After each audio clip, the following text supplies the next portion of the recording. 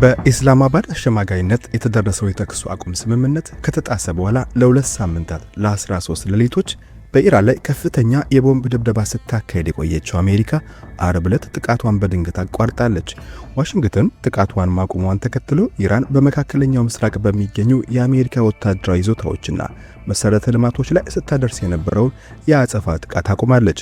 ፕሬዝዳንት ዶናልድ ትራምፕ የጦር መሳሪያ እጥረት አጋጥሞናል የሚለውን ዘገባ አስተባብለው ወደ ዲፕሎማሲያዊ ድርድር ለመመለስ ታስቦ የተደረገ እንደሆነ ቢገልጹም ከጀርባ በርካታ የተወሳሰቡ ኢኮኖሚያዊ፣ ወታደራዊና ዲፕሎማሲያዊ ምክንያቶች እንዳሉ ተንታኞች ይስማማሉ።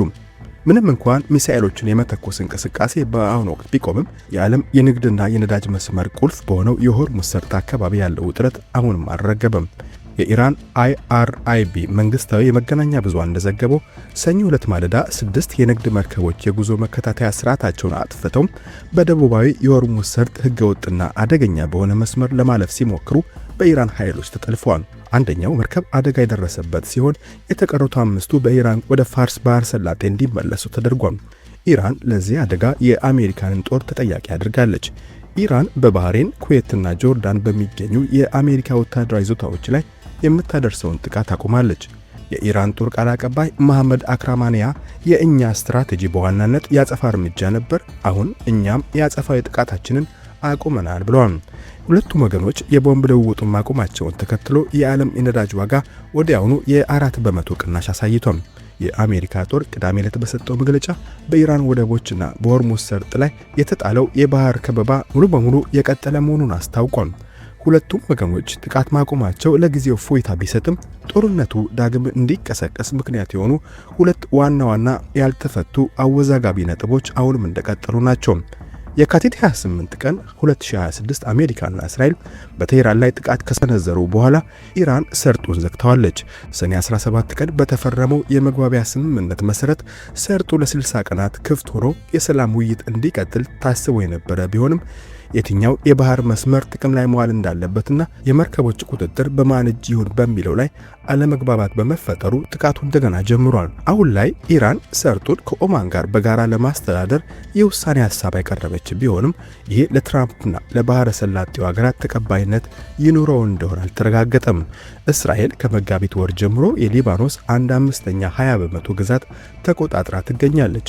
የኢራን ሃይማኖታዊ መሪ ሞጅተባ ኻሜኒ በማህበራዊ ሚዲያ ገጻቸው ባሰፈሩት መልእክት እስራኤል በሊባኖስ ላይ የምታደርሰውን ጥቃት ያለምንም ቅድመ ሁኔታ ካላቆመችና የሊባኖስ ግዛታዊ አንድነት ካልተከበረ ከአሜሪካ ጋር ምንም አይነት የሰላም ስምምነት ሊኖር እንደማይችል ገልጸዋል። በተባበሩት መንግስታት ድርጅት የአሜሪካ አምባሳደር ማይክ ዋልስ ለኤንቢሲ በሰጡት ቃል ፕሬዝዳንቱ አሁን እያደረጉት ያሉት ለድርድሩ እድል ለመስጠት ነው፣ ውይይቶች አሁንም በሂደት ላይ ናቸው ብለዋል። በአሁኑ ወቅት ኳታር፣ ግብጽና ፓኪስታን የ10 ቀናት የጦርነት ማቆም ስምምነት እንዲደረስ መልእክት በማመላለስ ላይ ናቸው።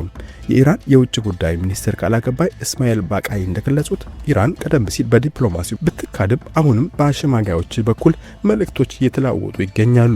ኢራን አሜሪካዊ የምጣኔ ሀብት ባለሙያው ናድር ሀቢቢ እንደሚሉት ባለፉት 2 ሳምንታት የነዳጅ ዋጋ ከ20 በመቶ በላይ በመጨመር በአንድ በርሜል ላይ $100 በላይ በመጨመሩ በአሜሪካና በዓለም ኢኮኖሚ ላይ ትልቅ ስጋት ፈጥሯል። የአሜሪካ ጥቃቶች የኢራንን ፖሊሲ ሊያስቀይሩ አለመቻላቸውና የኢራን አጸፋዊ ጥቃት በባህረ ሰላጤው ሀገራት ላይ ከፍተኛ የኢኮኖሚ ውድመት ማድረሱ የትራምፕ አስተዳደር ከሀገር ውስጥና ከዓለም አቀፍ አጋሮቹ ጠንካራ ጫና እንዲገጥሙ አድርጎታል። በሌላ በኩል የአሜሪካ የባህር ከበባና ማዕቀብ በኢራን ኢኮኖሚ ላይ ከባድ ጉዳት አድርሷል። በኢራን ነዳጅ ማደያዎች ዘንድ እስከ 1 ኪሎ ሜትር የሚረዝሙ ሰልፎች ተፈጥረዋል። የአገሪቱ የባቡርና የድልድይ መሰረተ ልማቶችም ውድመት ገጥሟቸዋል።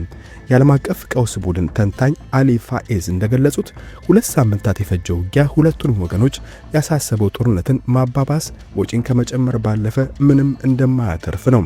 ብቸኛው መፍትሄ ወደ ሰኔው የመግባቢያ ሰነድ ተመልሶ አሻሚ ነጥቦችን በዲፕሎማሲ መፍታት ብቻ ነው ብለዋል። ሌላው ትልቅ ትኩረት የሳበው ጉዳይ የአሜሪካ የመከላከያ መሳሪያ ክምችት መመናመን ነው።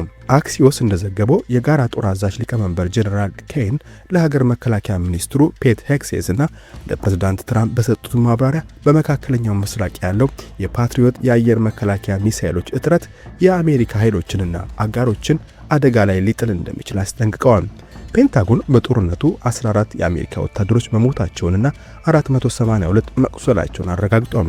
ፕሬዝዳንት ትራምፕ የመሳሪያ እጥረቱን አስተባብለው ከማንኛውም አገር በላይ በቂ የጦር መሳሪያ አለን ብለዋል። በአጠቃላይ አሜሪካ በኢራን ላይ የምታደርሰውን ጥቃት ያቆመችው በዋናነት በ3 ተደራራቢ ምክንያቶች ነው።